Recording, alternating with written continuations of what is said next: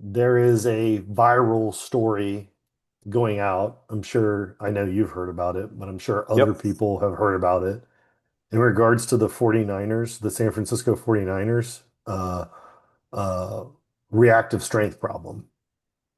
Yep. Okay. And so essentially, the explanation goes like this. The reason why the San Francisco 49ers continue to have just this amplifying issue where connective tissue, which is the bottom up element in our definition of reactive strength, like that connective tissue continues to yield. So like it just happened to George Kittle, who had a we go through in the article, but there was a lot of leading indicators to say that this, Kittle was dealing with a reactive strength issue. hmm Uh, right. But then you have the Christian McCaffrey all last year, right? Like, in other words, like the reactive strength problem the 49ers have has grown so large that now you have people that are trying to give these explanations,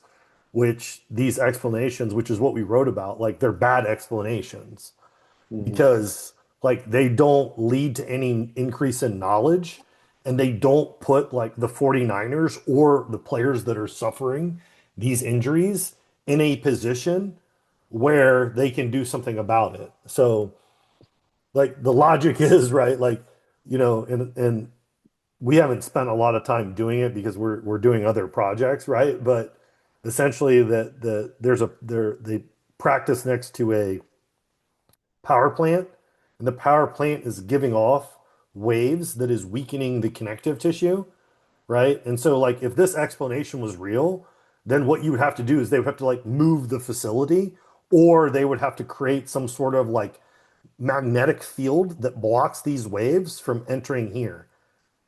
I'm Okay. sure I'm sure they will do that. Okay. Okay. Which is kind of crazy. But so like we agree with one element of the explanation, and that's the connective tissues degrading over time. Like we agree with that. We just Yeah. don't agree with like the mechanism that it's from a power plant, right? We're not saying it's out of the realm of possibilities. We're just saying that like we're both like strength coaches and therapists and well Cairo, right? But like we're both like programming for point B. So like Yeah. that explanation doesn't do anything for us, which is the reason why I mean so many people have reached out and sent this to us. And it's like we're trying to kind of ignore it, but we're like, hey, we should maybe address this to say this is a really bad explanation and to kind of like walk through our explanation of why we think this is happening and like how, and then that explanation, for people that read the post, right? It leads to actual like solutions, right? So you can see, unfortunately, this is George Kittle. He just tore his Achilles tendon, right? And so we're essentially saying that, like I'll just kind of walk through it, right? We're saying that like this isn't a power plant problem, it's a reactive strength problem. Define reactive strength. We go through like a legacy definition, how the Yep. legacy definition, and I think you do a long bit on it in the learning module on RSI, its origins, where it came Yep. from, how RSI is not actually a measure of reactive strength. It's one element, like it is one feedback loop that needs to get put in to Yep. these other feedback loops to actually figure it out, right? And how essentially like the bottom up connective tissue is ignored, right? We kind of go through how there's been like this neurocentric training paradigm in regards to reactive strength, where it's like the top down element is just, hey, everybody's doing stuff with the top down element, but the bottom up element, if you ask people, like they're not assessing it.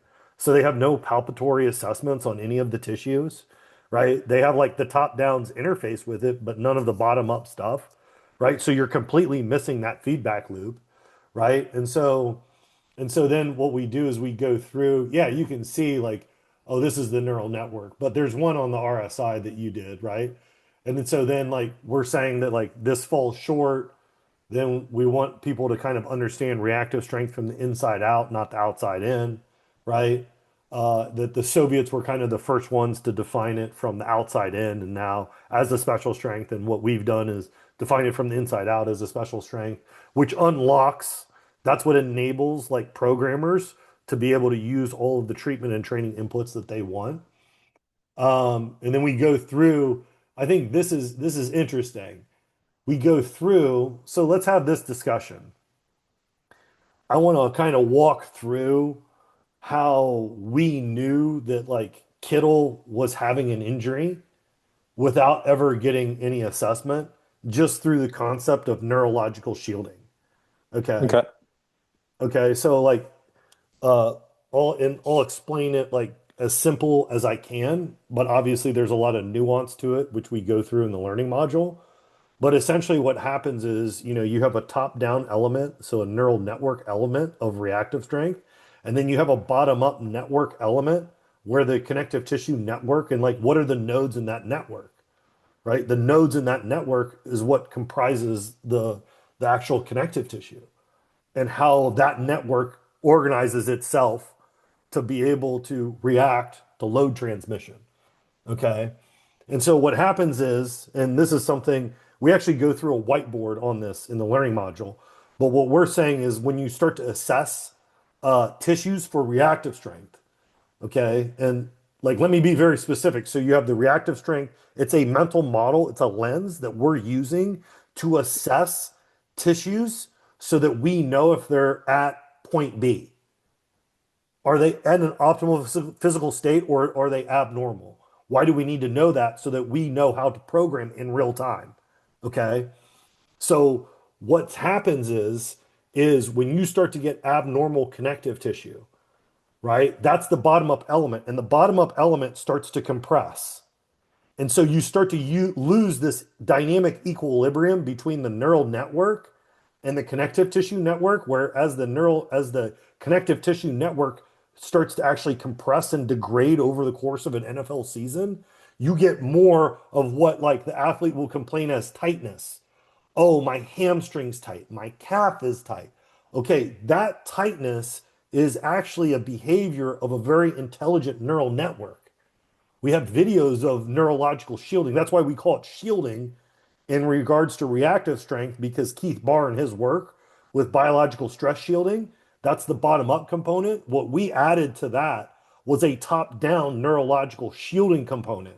Okay. And Hmm. that shielding is going to be assessment finding. And the easiest assessment finding, and this is like your area of true expertise, is its tightness. So, Hmm. so you're assessing the tissue through the lens of reactive strength. So you know that there's a top-down tightness and a bottom-up tension. And you're trying to get tension, but you just keep getting tightness. This is Hmm. a huge problem. Hmm. Okay. Hmm. Okay. And the part of the issue is someone like George Kittle, who I think is like one of the best tight ends in the league, he's got a large neural network that's going to be able to shield and then also compensate. Okay. Hmm. Okay. And so then it's like, and then you see, well, let's dry needle it. Well, let's Theragun it. Well, let's do like all of this stuff, but Yeah. none of that stuff, if anything, it's going to dampen the shield, which we don't technically want. Yeah. And we walk through in there, like if you're using a reiterative feedback loop in real time, you'll see the shield start to drop and you'll get less tension or less tightness and more tension. And then when you start to get that finding of tension, now you can play with the different behaviors and how you want that bottom up network to essentially self organize to whatever work you're stimulating with, right? And Yeah. so Yeah. if you think about it in the one video that we put up here, uh, they go through how he tore his Achilles, but prior to that he had hamstring tightness, then he had calf tightness, then he had Hmm. like lower extremity issues. Okay, Yeah. like this is all like him compensating for not being at point B reactive strength. And this is Sure. not from a power plant, right? Like Yeah. like Yeah. like like like these are findings whereby we can go, oh, we actually know how to behave in these scenarios to see how the network will respond to this input and how does it respond to that input. And then you start to use the shield as a mechanism, as a feedback loop to go, it's lowering, we're getting more tension. Now you know you're in the right ballpark, Yeah. right? And one Yeah. of the hardest things to do, because I am talking too long, is to be patient and do that. That's the hardest part. The hardest part Yeah. is being patient and like literally like iterating with the tissue in that network in real time to see like what is it giving you, and like when I put this in, what do I get? Yeah. Yeah.